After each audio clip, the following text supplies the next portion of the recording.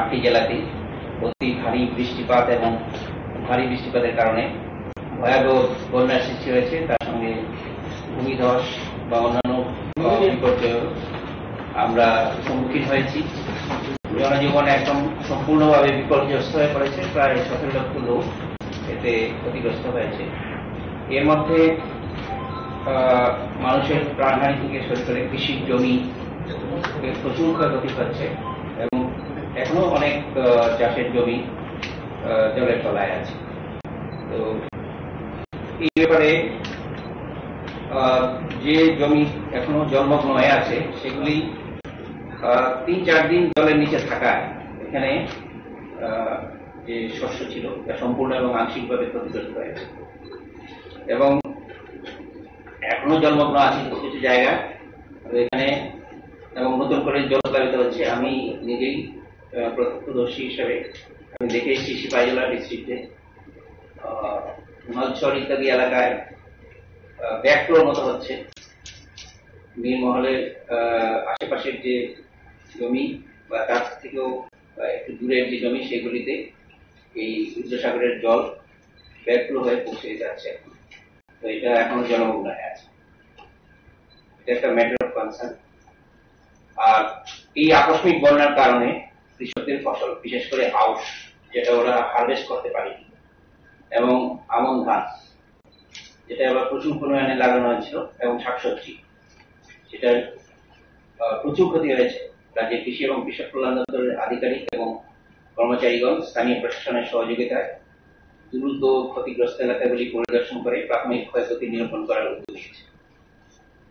আমরা বৃষ্টিপাতের পরিমাণে যদি আমরা যাই তাহলে আমরা দেখতে পারি যে 22 আগস্ট 2024 থেকে যে বৃষ্টি হয়েছে বিভিন্ন ডিস্ট্রিক্টে, এর মধ্যে আমি শুধু বলবো ডিস্ট্রিক্ট ওয়াইজ, মানে যেটা বৃষ্টিটা হয়েছে 22 আগস্ট থেকে আজ পর্যন্ত, 22 আগস্ট পর্যন্ত, মানে 1 আগস্ট থেকে 22 আগস্ট পর্যন্ত, এবং 20 এবং 22 আগস্টের কথা হচ্ছে। তো প্রথমটা হচ্ছে স্বাভাবিক বৃষ্টিপাত। স্বাভাবিক বৃষ্টিপাত উত্তর ত্রিপুরাতে 270.5, আর আগস্ট মাসে 22 তারিখ পর্যন্ত 459.7 মিলিমিটার বৃষ্টি হয়েছে, যা 70% বেশি স্বাভাবিকের চেয়ে। এবং 3 দিনে 20 থেকে 22 আগস্ট ধর্মনগরে, মানে যেটা বৃষ্টি যেখানে মাপা হয়, এখানে 267.4 মিলিমিটার বৃষ্টি মাপা হয়েছে। ঊনকোটি ডিস্ট্রিক্টে স্বাভাবিক বৃষ্টির পরিমাণ ছিল 229.4 মিলিমিটার, কিন্তু এবারে আগস্ট মাসে 22 আগস্ট পর্যন্ত 460.1 মিলিমিটার বৃষ্টি আছে, যে স্বাভাবিকের চেয়ে 100% বেশি। কৈলাসহরে 3 দিনে যে বৃষ্টিপাত মাপা হয়েছে 20 থেকে 22, সেটার পরিমাণ হচ্ছে 267.4। ধলাই জেলাতে স্বাভাবিক বৃষ্টির পরিমাণ থাকে 188.9 মিলিমিটার। প্রাপ্ত বৃষ্টিপাত যেটা আগস্ট মাসে হয়েছে এটা 599.7 মিলিমিটার, এটা স্বাভাবিকের চেয়ে 217%। এবং গন্ডাছড়ায় যেখানে রেইন গেজ আছে এখানে মাপা হয়েছে 400 মিলিমিটার, 400.9 মিলিমিটার। খোয়াই ডিস্ট্রিক্টে স্বাভাবিক বৃষ্টিপাতের পরিমাণ হচ্ছে 212.8 মিলিমিটার, আর আগস্ট মাসে 22 আগস্ট পর্যন্ত হয়েছে 645.5 মিলিমিটার বৃষ্টি, এটা 203% স্বাভাবিকের চেয়ে বেশি। তেলিয়ামোড়াতে যেখানে বৃষ্টি মাপা হয়, রেইন গেজে মাপা হয়েছে 561.5 মিলিমিটার। পশ্চিম ত্রিপুরাতে স্বাভাবিক বৃষ্টির পরিমাণ 201.6 মিলিমিটার আগস্ট মাসে। আর 22 আগস্ট পর্যন্ত আমাদের এখানে এই বছর যে বৃষ্টিটা আমরা পেলাম 632.7 মিলিমিটার, এটা 214% বেশি স্বাভাবিকের চেয়ে। আগরতলায় রেইন গেজ যেটা ম্যাট ডিপার্টমেন্ট দিয়ে থাকে 99.5 মিলিমিটার, এটা শুধু 3 দিন। আর সিপাহীজলাতে স্বাভাবিক বৃষ্টির পরিমাণ 223.7, আমি শুধু আগস্ট মাসের কথা বলছি। আর প্রাপ্ত বৃষ্টি যেটা 22 আগস্ট পর্যন্ত সেটা হচ্ছে 563.9 মিলিমিটার, স্বাভাবিকের চেয়ে 152% বেশি। সোনামুড়াতে মাপা হয়েছে 396.8 মিলিমিটার। গোমতী ডিস্ট্রিক্টে 205.7 মিলিমিটার স্বাভাবিক বৃষ্টির পরিমাণ, আর আগস্ট মাসে যে বৃষ্টি হয়েছে সেটা 751.7 মিলিমিটার, 265% বেশি স্বাভাবিকের চেয়ে। কাকরাবনে রেঞ্জ গেজে মাপা হয়েছে 498 মিলিমিটারে বৃষ্টিপাতের পরিমাণ। দক্ষিণ ত্রিপুরা, যেটা সবচেয়ে বেশি ত্রিপুরার মধ্যে, স্বাভাবিক বৃষ্টির পরিমাণ এমনিতেও বেশি হয় 264.8, কিন্তু অগাস্ট মাসে 22 অগাস্ট পর্যন্ত সেখানে বৃষ্টি হয়েছে 1288.9 মিলিমিটার, এবং স্বাভাবিকের চেয়ে বৃষ্টির পরিমাণ হচ্ছে 387% বেশি। একমাত্র বগাপাতে 3 দিনে বৃষ্টি হয়েছে 944.2 মিলিমিটার। সেটা প্রায় রাজস্থানের কিছু অঞ্চলে শুধু 8 সেন্টিমিটার বৃষ্টি হয়, 9 সেন্টিমিটার বৃষ্টি হয় বছরে। প্রায় 10 বছরে যে বৃষ্টি হয় সেই বৃষ্টি 3 দিনে হয়েছে সাউথ ত্রিপুরায় বগরা। বিভিন্ন এলাকায় আমাদের যে কৃষি এবং উদ্যান এবং ভূমি সংরক্ষণ বিভাগের অফিসাররা আছেন, ওনারা পরিদর্শনের পরে যে ছবি আমাদের কাছে এসছে তাতে দেখা গেছে বিভিন্ন ধরনের ড্যামেজ সেখানে হয়েছে। এর মধ্যে কিছু আছে বৃষ্টির জলের সঙ্গে বয়ে আসা পলি মাটি, বালি এবং নুড়ি পাথর, সেগুলি জমে গেছে জমিতে, জমি সম্পূর্ণভাবে নষ্ট হয়ে গেছে। অনেক ক্ষেত্রে জলের তোড়ে জমির চারদিকের আল সেটা ভেঙে গেছে, এবং ভেতরে আমরা ইংরেজিতে যেটাকে বলি গালি, সেটা ফর্মেশন আছে, গভীর নালার মতো সৃষ্টি হয়ে গেছে। তো এই মুহূর্তে এইসব জমিতে ফসল চাষ করা একেবারেই অসম্ভব। আর আমাদের রাজ্যে মোট 397টি সরকারি কৃষি বীজাগার আছে। এগুলি আমরা ভিজিট করার পরে দেখলাম এতে অনেক রাসায়নিক এবং জৈব সারের ক্ষয়ক্ষতি আছে, এবং সেচের মেশিনগুলি যেখানে রাখা হয় আমাদের বিভিন্ন কাস্টমার হায়ারিং সেন্টারগুলিতে, সেগুলি জলমগ্ন হয়ে পড়েছে, এবং তাতে কৃষি যন্ত্রপাতিরও ব্যাপক ক্ষতি আছে।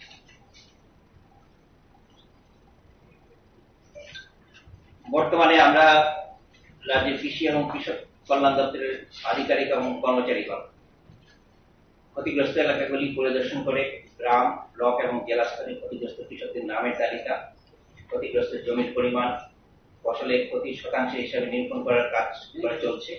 এর জন্য রাজ্য স্তর থেকে প্রতিটি কৃষি মহকুমা ভিত্তিক নোডাল অফিসার এবং জেলা স্তরের প্রভারী অফিসার নিয়োগ করা হচ্ছে, যাতে তাদের মাধ্যমে দ্রুত ফসলের ক্ষয়ক্ষতি নিরূপণ করে রাজ্যের রাজস্ব দপ্তরে ক্ষতির বিস্তৃত বিবরণ দ্রুততার সঙ্গে জমা করা যায়, এবং এসডিআরএফ এবং এনডিআরএফ থেকে নীতি নির্দেশিত অনুসারে ক্ষতিগ্রস্ত কৃষকদের সহায়তা প্রদান করা যায়। গতকাল অব্দি ক্ষয়ক্ষতির যে পরিমাণ, মানে আজকে 24 তারিখ পর্যন্ত যে প্রাথমিক তথ্য পাওয়া গেছে, তাতে ধান এবং শাকসবজি মিলিয়ে মোট 89,557.59 হেক্টর জমির ফসল ক্ষতি হয়েছে। এটা এর আগে আমাদের মাননীয় মন্ত্রী যে ফিগার দিয়েছিলেন এর থেকেও বেশি। এটা নিরূপণ চলছে, এখনো কিছু জলমগ্ন আছে, এখানে সঠিকভাবে নিরূপণ করা সম্ভব হয়নি, এটা আরো চলতে থাকবে কয়েকদিন। আনুমানিক মোট 3,89,793.75 মেট্রিক টন ফসল ক্ষতিগ্রস্ত হয়েছে, যার মূল্য 1,017,91 টাকা। ক্ষতিগ্রস্ত কৃষক পরিবারের মোট সংখ্যা 1,95,984 টাকা। তো ধান চাষিদের জন্য আমি আলাদা করে দিয়েছি ডিস্ট্রিক্ট ওয়াইজ, এটা কপি আপনারা পেয়ে যাবেন। আমি শুধু মোট 3,37,285 মেট্রিক টন উৎপাদনের ক্ষতি হয়েছে, মানে এটা প্রায় 83,991 হেক্টর এলাকাতে, এবং ক্ষতিগ্রস্ত কৃষকদের সংখ্যা হচ্ছে 1,61,150। ডিস্ট্রিক্ট ওয়াইজ হিসাব আমরা দিয়েছি। এবং হর্টিকালচার ফার্মার যারা আছে তাদের ক্ষেত্রে হেক্টরে যে ক্ষতিগ্রস্ত এলাকার পরিমাণ হচ্ছে 5,559.59 হেক্টর, এবং কৃষকের সংখ্যা হচ্ছে যারা এফেক্টেড ফার্মার 34,834। এটা আমরা দিয়েছি। প্রথম আমরা আগে বলেছি যে ক্ষয়ক্ষতি দ্রুত নির্ধারণের জন্য রাজ্য স্তরের দপ্তরের প্রাকৃতিক বিপর্যয় মোকাবেলা কমিটি গঠন করা হয়েছে, এবং ক্ষয়ক্ষতি পরিমাণ এবং ক্ষতিগ্রস্ত কৃষকদের চূড়ান্ত তালিকা দ্রুত নিরূপণ করে ক্ষতিপূরণ এর জন্য রাজ্যের রাজস্ব দপ্তরে পাঠানোর ব্যবস্থার জন্য প্রয়োজনীয় উদ্যোগ নেওয়া হয়েছে। সম্ভাব্য রোগ পোকার যদি আমাদের শস্য দাঁড়িয়েও যায় কোন কোন ক্ষেত্রে যেখানে পার্টি ড্যামেজ হয়েছে, সেখানে রোগ পোকার আক্রমণ করতে আক্রমণ হতে পারে। এর মধ্যে ইস্পা, এই কীটের আক্রমণ হওয়ার পরিমাণ এটা আমরা বেশি লক্ষ্য করি। তো সেই জন্য রোগ পোকার হাত থেকে ফসলকে রক্ষা করার জন্য আগাম আমরা কীটনাশক প্রয়োগের জন্য প্রয়োজনীয় ভিত্তিতে আমরা পরামর্শ দিচ্ছি কৃষকদের, এবং বীজতলায় অবশিষ্ট ধানের চারা দিয়ে যেখানে যেখানে আমরা বাঁচাতে বলেছি বীজতলা, তো সেখানে নতুনভাবে রোপণ করার জন্য কৃষকদের সাহায্য করা হচ্ছে। ইচ্ছুক কৃষকদের স্বল্প মেয়াদী উচ্চ ফলনশীল জাতের আমন ধানের বীজ সরবরাহ ব্যবস্থা করা হয়েছে। লাকিলি আমাদের কাছে কিছু শর্ট ডিউরেশন ভ্যারাইটির বীজ ছিল, আমরা সেটা দেওয়ার ব্যবস্থা করছি। এবং এছাড়াও ন্যাশনাল সিড কর্পোরেশনের কাছে আমরা সাহায্য চেয়েছি, যাতে আমাদের কাছে বীজ দেওয়া হয় অতি দ্রুত। প্রাক শীতকালীন সবজি, যেটা সবজির শর্টেজ হতে পারে, এটা আপনারা জেনেছেন, এটা যাতে আমরা মাস 2-এর মধ্যে সমাধান করতে পারি, তার জন্য প্রাক শীতকালীন সবজি বীজের দ্রুত যোগানের ব্যবস্থা করছি। আমাদের কাছে যেটা আছে এটা, এবং বাইরে থেকে আনার চেষ্টা করছি। ক্ষতিগ্রস্ত পান বলগুলি আমরা পুনর্নির্মাণ করার পরিকল্পনা নিয়েছি। রবি খন্ডের স্বল্প মেয়াদী যাতে শর্ট ডিউরেশন ভ্যারাইটি কম পালসিস আমরা দ্রুত সরবরাহের ব্যবস্থা করছি। ক্ষতিগ্রস্ত জমি থেকে বৃষ্টির জলের সঙ্গে বয়ে আসা পলিমাটি, বালি এবং পরিপালন ইত্যাদি সরানোর জন্য জেলা প্রশাসনের সাহায্য নেওয়া হবে। সম্ভবত এনজিএনআরএ স্কিম বা অন্য কোনো স্কিম যার মাধ্যমে রেজিস্ট্রেশন করা যায়, সেই অ্যাকশন প্ল্যান দিয়েছি। রবি খন্ডে চাষের জন্য প্রয়োজনীয় রাসায়নিক এবং জৈব সারের যোগান সুনিশ্চিত করা হয়েছে। দ্রুত বন্যার জল কৃষি জমি থেকে কিভাবে ড্রেন আউট করা যায় তার জন্য আমরা অ্যাডভাইস দিচ্ছি। এই দুর্যোগপূর্ণ পরিস্থিতি মোকাবেলায় রাজ্যের কৃষি এবং কৃষক কল্যাণ দপ্তর সর্বতভাবে আমাদের অন্নদাতা কৃষকদের পাশে থাকবে, এটা আমি নিশ্চিত করতে চাই আজকে সবার সামনে। এবং রাজ্যের সমস্ত কৃষকদের নিকটবর্তী কৃষি অফিস, উদ্যান এবং মৃত্তিকা সংরক্ষণের অফিস বা কৃষি বিজ্ঞান কেন্দ্রের সঙ্গে যোগাযোগ করার জন্য আমরা প্রয়োজনীয় পরামর্শ নেওয়ার উপর বলতে আছি। সেই সঙ্গে শেষ করার আগে আমি যারা রেস্কিউ এবং রিলিফ ওয়ার্কার, এনডিআরএফ, এসডিআরএফ আমাদের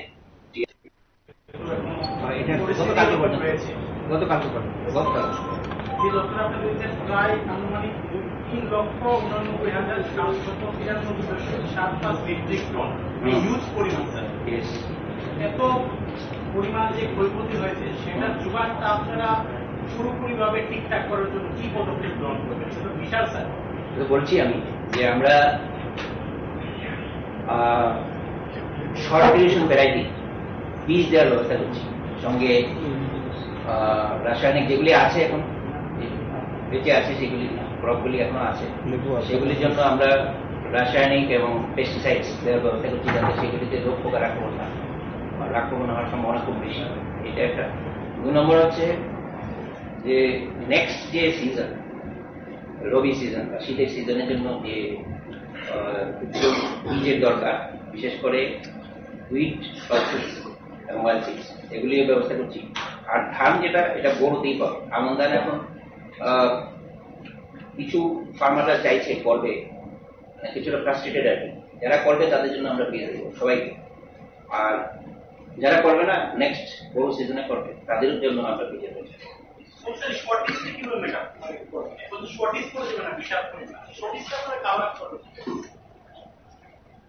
শর্টেজ কাভার আপ করার জন্য আমরা তো বাইরে থেকে বীজ আনছি, বীজের তো দেখতে হবে আমাদের, আর কিছু তো সবার কাছেই মজুদ থাকে।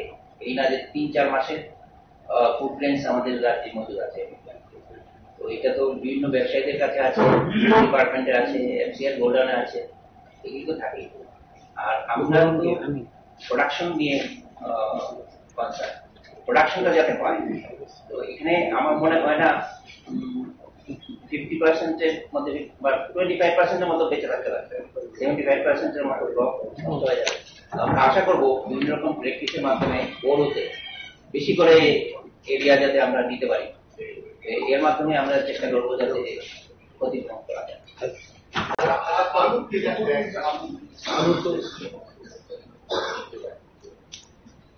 আইসিআর এর তরফ থেকে, যেটাকে বলা হয় গ্রামীণ কৃষি মৌসুম সেবা, ওনারা কিন্তু প্রত্যেক 3 দিন পরে পরেই ওনারা কিন্তু মেসেজ আমাদের ডিপার্টমেন্টে দিয়ে দেয়।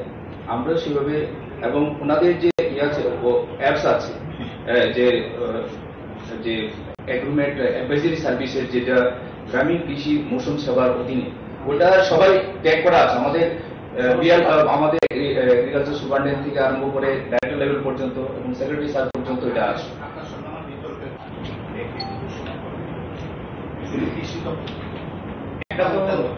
একটা তো এসডিআর থেকে আছে, এটা বাদে আমি মনে করি যে পিএমএফ এর যারা সাবস্ক্রাইবার আছে খুব বেশি না, সংখ্যাটা এবার একটু কম আছে, কারণ এনরোলমেন্টটা কম আছে।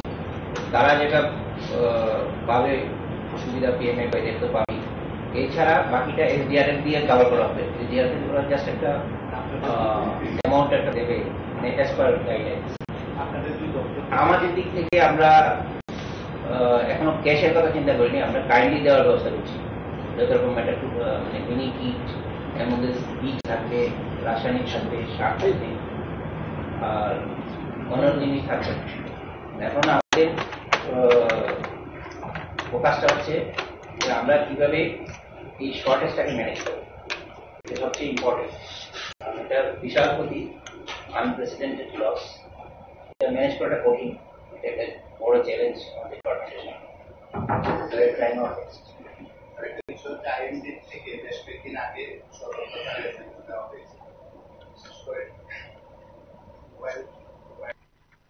তো 60 বছরের জীবনে আমি দেখিনি এত কিছু।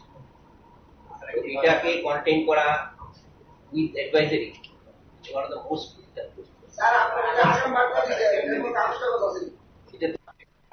ফার্মারদের ফোন নাম্বার আছে আমাদের, এটা ফার্মারদের মোবাইলেও চলে যায়।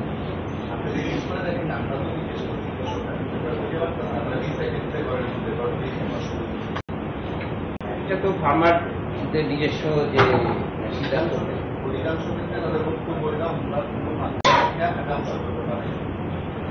রেগুলারলি দেওয়া চলছে, রেগুলারলি বিশেষ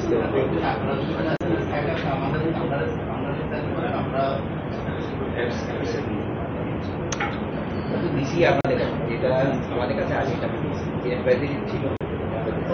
এটা এগ্রিকালচার থেকে কিছু করতে যাবেন চেষ্টা করে আমরা এই